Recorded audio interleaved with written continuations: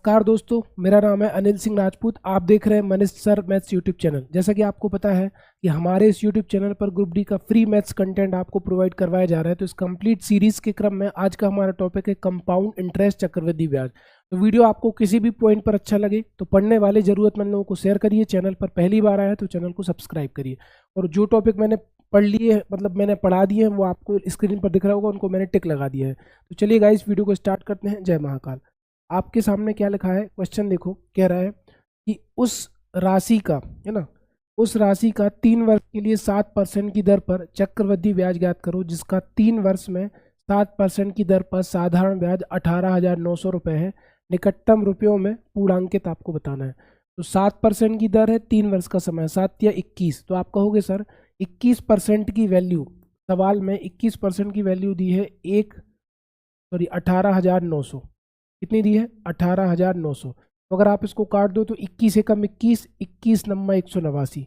1% की वैल्यू तो आपकी 900 रुपये आ गई। जब 1% की वैल्यू 900 आ गई तो मूलधन हमारा कितने परसेंट के बराबर होता है? 100% की। तो 100% की वैल्यू होगी 900 गुणित 100, यानी कि 90,000 रुपये।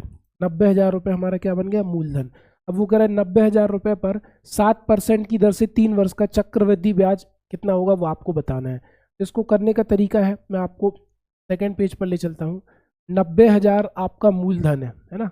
आपको पहले साल भी 7% की दर मिलेगी, दूसरे साल भी 7% की दर मिलेगी और तीसरे साल भी आपको 7% की दर मिलेगी। बताओ 90,000 का 7% कितना होगा? 2 जीरो काट दो, 9 7 63, 2 जीरो बचे। पहले साल भी 6300 मिला, यहाँ पर भी 6300 रुपये ब्याज मिला और यहाँ पर भी कितना ब्याज मिला? 6300 रुपये, है ना। अब ये बताओ दूसरे वर्ष के पहले कितने ब्याज मिले? एक ब्याज मिला है। तो 6300 का 7% फिर मिलेगा। 2 जीरो तो 100 से कट जाएंगे। 7 या 21 की 1 हासिल 2, 7 छंग 42 और 2 44, ये हो गया। अब ये बताओ तीसरे साल के पहले कितने ब्याज मिले हैं? 1 2 3। तो इस 6300 का 7% कितना आएगा? 441। इस 6300 का 7% कितना आएगा? 441। अब आपको 441 का 7% निकालना है ना। तो 7 एकम 7, 7 चौको 28 की 8 हासिल 2, 7 चौको 28 और 2 30। यहाँ लगेगा दशमलव। क्यों लगेगा दशमलव? क्योंकि देख लो 7 एकम 7, 7 चौको 28 की 8 हासिल 2, 7 चौको 28 2 30। नीचे के जो 100 के 2 जीरो हटाएंगे तो दशमलव लग जाएगा। इन सबों को आप जोड़ दो तो 6300 गुणित 3, तो 6 6 दूनी 12, 6 तिया 18, 3 तिरका 9। पहले तो बन गया आपका 18,900, तो ये वाला ब्याज बन गया। 4 तिया 12, 1200 और 41 तिया 123, 1200 बन गया और 123 और बन गया। इसके बाद बना आपका 30.87। आप इसको जोड़ दो, 3 3 और 2 5, 9 2 11, 1 12 की 2, 8 और 1 9 और 1 10 का 0 हासिल 1 1 और 1 2। 20,253.87। 20,253.87 आपको दिख रहा है क्या कहीं पर? 20,253 यानी कि 20,254 आपका आंसर आ जाएगा। अगले सवाल की तरफ चलते हैं। अगला सवाल क्या कह रहा है कि प्रति वर्ष 12% पर 3 साल के लिए किसी धनराशि पर साधारण ब्याज 6750 है। तो वार्षिक रूप से संयोजित करने पर उसी अवधि के लिए समान दर पर चक्रवृद्धि ब्याज कितना होगा आपको बताना है। तो 12 तिया 36। आप कहोगे सर 36% की वैल्यू सवाल में कितनी दी है? 6750 रुपये। अगर मैं 1% की वैल्यू निकालना चाहूँ तो कितना हो जाएगा? 6750 बटे 36। लेकिन हमारा मूलधन कितना होता है? 100%। तो यहाँ पर मैं 100 से गुणा करके मूलधन निकाल लेता हूँ। तो देखो 4 नाम 36, 4 25 हम 100, 9 7 63 बचे 4, 9 पन्ना 45, ये आ गया। 25 पंचे 125 की 5 हासिल 12, 25 सत्ते 175 और 12 187, 1875 और पीछे 0, तो 18,750 रुपये आपका प्रिंसिपल यानी कि क्या बन गया? मूलधन। 12% की दर से 3 साल का आपको चक्रवृद्धि ब्याज निकालना है। तो फिर वही तरीका है, मैं आपको एक्सप्लेन कर देता हूँ, है ना, कि आपका मूलधन कितना बन गया? 18,750 रुपये। ठीक है, आपको 12% की दर से 3 साल का चक्रवृद्धि ब्याज आपको निकालना है ना। 12% की दर से 3 साल का आपको क्या निकालना है? चक्रवृद्धि ब्याज। ये हो गया आपका पहला साल, ये हो गया आपका दूसरा साल, ये हो गया आपका तीसरा साल। सबसे पहले 18,750 का 12% निकालो, कितना आएगा? करते हैं कैलकुलेट। आपको हो गया 18,750 गुणित 12 बटे 100, है ना। तो 25 चौको 100, 25 सत्ते 175 बचे 12, 25 पंचे 125, 750 आ गया। 4 तिया 12 और 75 तिया 225, है ना। 225 तो पहले साल का बना कितना 2250, ये भी कितना बना 2250, ये भी कितना बना 2250, 2250। अब आप बताओ दूसरे साल के पहले कितने ब्याज मिले, एक ब्याज मिला, तो 2250 का 12% फिर निकालो तो कितना होगा 2250 गुणे 12/100, 25 चौको 100, 25 नंबर 225, 90 आ गया, 4 तिया 12 और 90 तिया 9 तिया 27। तो यहाँ पर भी कितना ब्याज मिल जाएगा 270। अब तीसरे वर्ष के पहले कितने ब्याज मिले 1 2 3, तो 2225 का 12% कितना आएगा 270, 2250 का 12% कितना आएगा 270। अब 270 का 12% आपको निकालना है, तो 270 गुणे 12/100, 4 तिया 12, 4 25 हम 100 है ना, 25 से कम 25 बचे 2 है ना, उतारा 0 लगाया दशमलव, एक और 0 आएगा तो 25 अट्ठे आपका कितना बन जाएगा 25 अट्ठे 200 है ना, 25 से काटोगे तो 25 से कम 25 बचा 2, अब 2 में तो भाग जा नहीं रहा तो उतारा 0। अब एक 0 और लेंगे तो यहाँ पर एक 0 और लगेगा है ना, फिर दशमलव लगेगा तो 25 अट्ठे 200, 10.8 आएगा, तो 10.8 कितना बन जाएगा 8 तिया 24 की 4 हासिल 2, 2 जो का तो 32.4, 32.4 आपका बन जाएगा। इन सबों को आप जोड़ोगे तो आपका आंसर बनेगा 22, 22 दूनी 44, 22 तिया 66 और 150, तो ऊपर तो बन गया 6750 है ना, 2 2 4 2 6 और 7 तिया 21, 810, 810 फिर इसमें जोड़ोगे 32.4 जोड़ लो तो 2 जो के तो 5 3 8 और 1 9, 8 7 15 की 5 6 और 1 7, 7592.4, 7592.4 किस ऑप्शन में आ रहा है, सी ऑप्शन में आ रहा है। तो थोड़ी सी कैलकुलेशन है, प्रैक्टिस करोगे तो ये कैलकुलेशन आने लगेगी। अगले सवाल की तरफ चलते हैं कि हरी ने 11.3% की दर से 3 साल के लिए 100 रुपये का निवेश किया, तो 11.03% को मैं 11 मान लेता हूँ, तो 11% का 3 साल का ब्याज कितना बन जाएगा 11 तिया 33% है ना, तो आप 33%, 100 का 33% निकालोगे, 100 का 33% निकालोगे तो 33 रुपये, 33 रुपये तो इनने क्या बोला कि 33 रुपये बन गया सिंपल इंटरेस्ट साधारण ब्याज। तो इन्हें बोला 3 साल बाद समान राशि प्राप्त करने के लिए टीपू को कितना निवेश करना चाहिए कि 10% ब्याज की दर हो, तो 100 रुपये मूलधन है 33 रुपये ब्याज है, मतलब 3 साल बाद उसको वही धनराशि प्राप्त करनी है जो कितने के बराबर होनी चाहिए 133 के। तो ये सवाल ऑप्शन से बढ़िया है, अगर आप 100 उठा लेते हो ना तो देखो मूलधन ले लिया 100, पहले साल का 10% निकालो तो ये भी 10 आ गया, दूसरे साल का भी 10 आ गया, तीसरे साल का भी 10 आ गया, दूसरे साल के पहले एक ब्याज मिला है 10 का 10% एक, 10 का 10% एक, 10 का 10% एक और एक का 10% 0.1, तो देखो 10 20 30 और 3 33, लगभग 33 रुपये ब्याज यहाँ भी मिल रहा है जब मैंने मूलधन को कितना माना 100 रुपये। तो सेकंड कंडीशन में भी मूलधन हमारा कितना हो जाएगा 100 रुपये, लगभग में आंसर आ गया। अगला क्वेश्चन इसका मिलता जुलता है कि श्रीमान एक्स ने 11.03% की सामान्य ब्याज की दर पर 3 वर्ष के लिए 300 का निवेश किया, श्रीमान वाई को 3 साल बाद समान राशि रिटर्न पाने के लिए निवेश करना चाहिए लेकिन ब्याज की दर कितनी हो जाएगी 10%। तो बस पिछले सवाल में हमारा मूलधन 100 रुपये था, इस बार मूलधन इन्होंने 300 कर दिया, तो चक्रवृद्धि ब्याज के केस में भी मूलधन कितना होगा 300, बिल्कुल इसका पिछला वाला क्वेश्चन है जो मैंने आपको करा रखा है ना। तो अगले सवाल की तरफ चलते हैं।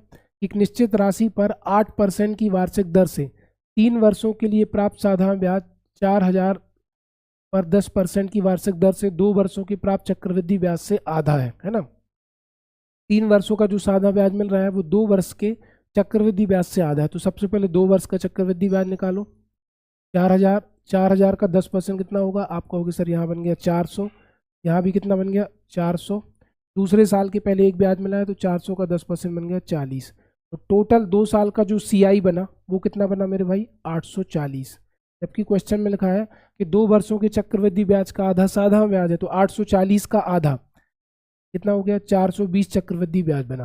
ब्याज की दर कितनी दी है 8% 3 वर्ष के लिए, तो आप कहोगे सर 24% की वैल्यू कितनी दी है 420 है ना, तो साधारण ब्याज पर निवेशित यानी कि आपको 100% की वैल्यू निकालनी है, कि मूलधन जो होता है वो कितना होता है 100%, तो आप कहोगे सर 420 बटे 24 गुणित 100, ये आपका सॉल्व हो जाएगा, 4 6 24, 4 25 100, 6 7 42, 25 7 175, 1750 इस क्वेश्चन का आंसर आ जाएगा। अगले सवाल की तरफ चलो, कह रहा है कि एक निश्चित धनराशि पर 9% वार्षिक ब्याज की दर से 2 वर्षों में प्राप्त होने वाले चक्रवृद्धि ब्याज और साधारण ब्याज का अंतर 97.2 है। निवेशित धनराशि ज्ञात करो। तो एक तो तरीका ये है कि 9% आपकी दर है, टाइम कितना दिया है 2 वर्ष, तो 2 वर्ष की रेट निकालो। तो 2 वर्ष की जो रेट निकलेगी वो क्या निकलेगी आपकी x + y + xy/100। तो जो 2 वर्ष के, याद रखना, जो 2 वर्ष के CI और SI का जो अंतर होता है वो होता है xy/100, xy/100। x की जगह भी मैं 9 रखूंगा, y की जगह भी मैं 9 रखूंगा, तो 9 नाम 81, 9 × 9/100, 9 नाम 81, और 81/100 का मतलब हो जाएगा 0.81%। 2 साल के चक्रवृद्धि ब्याज और साधारण ब्याज का अंतर इतना है। सवाल में कितना दिया है 0.81% की वैल्यू दी है 97.2, है ना। तो 1% की वैल्यू कैसे निकलेगी, आप कहोगे सर 97.2/0.81। तो मूलधन कितना होता है 100%, तो आप यहाँ पर 100 का गुणा करके मूलधन ही निकाल लो। दशमलव हटेगा, नीचे 1 जीरो बढ़ जाएगा, नीचे से दशमलव हटेगा, ऊपर 2 जीरो बढ़ जाएंगे, है ना, क्योंकि दशमलव के बाद 2 अंक थे तो 2 जीरो बढ़ गए, दशमलव के बाद 1 अंक था तो 1 जीरो बढ़ गया, 0 जीरो कट गया। 9 नाम 81, 9 एकम 9, भागना जा भागना मस्ती 0, 9 8 72, 9 से काटो तो 12 बार कटेगा, 12 का 1000 में गुणा करोगे, कितना आंसर आएगा 12,000 इस क्वेश्चन का आंसर है। क्वेश्चन आपकी स्क्रीन पर ये रहा कि 23,465 का दूसरे वर्ष में 7.5% की दर से प्राप्त साधारण ब्याज और चक्रवृद्धि ब्याज के बीच में अंतर कितना होगा, ये आपको बताना है। तो आपको मैं बता चुका हूँ कि जो 2 वर्ष के CI - SI का जो अंतर होता है वो डिसाइड होता है xy/100% से, जिसमें x बराबर भी हम 7.5 रखेंगे, y बराबर भी 7.5 रखेंगे। तो x बराबर 7.5 गुणित y बराबर 7.5/100, तो 75 का वर्ग कितना होता है 56.25 बटे कितना चल रहा है 100।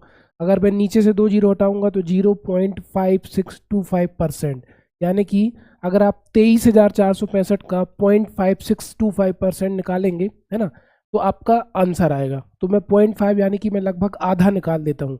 तो अगर मैं 23,465 का आधा कैलकुलेट करूँ तो बताओ, 2 एकम 2, 2 एकम 2 बचा 1, 2 सत्ते 14, 117 पॉइंट समथिंग, 117, मतलब ये कभी आंसर नहीं हो सकता, ये कभी आंसर नहीं हो सकता। आपको लग रहा होगा कि सर इन दोनों में से आंसर होगा, तो मैंने 0.5 निकाला जो लगभग 117 के बराबर है, 625 छोड़ दिया। अगर मैं पूरा कैलकुलेट करता तो वो लगभग 130-132 के आसपास आता। तो इस क्वेश्चन का आंसर कितना होगा 132, जो कि मैंने अप्रोक्स मतलब लगभग अनुमानित आंसर लिया है, वही उसका आंसर है।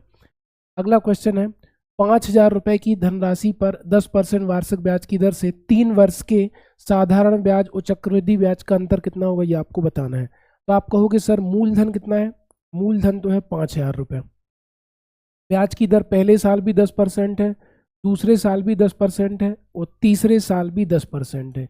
ये हो गया आपका पहला, ये हो गया आपका दूसरा, ये हो गया आपका तीसरा। तो 5,000 का 10% कितना होगा 500, 5,000 का 10% कितना होगा 500, 5,000 का 10% कितना होगा 500। क्लियर है। अब दूसरे साल के पहले कितने ब्याज मिले, 1 ब्याज मिला, तो 500 का 10% कितना होगा 50। तीसरे साल के पहले कितने ब्याज मिले, 1 2 3, तो 500 का 10% 50, 500 का 10% 50, और 50 का 10% 5, यानी कि ये जो अतिरिक्त ब्याज मिला है यही 3 वर्ष के चक्रवृद्धि ब्याज और साधारण ब्याज का अंतर होगा।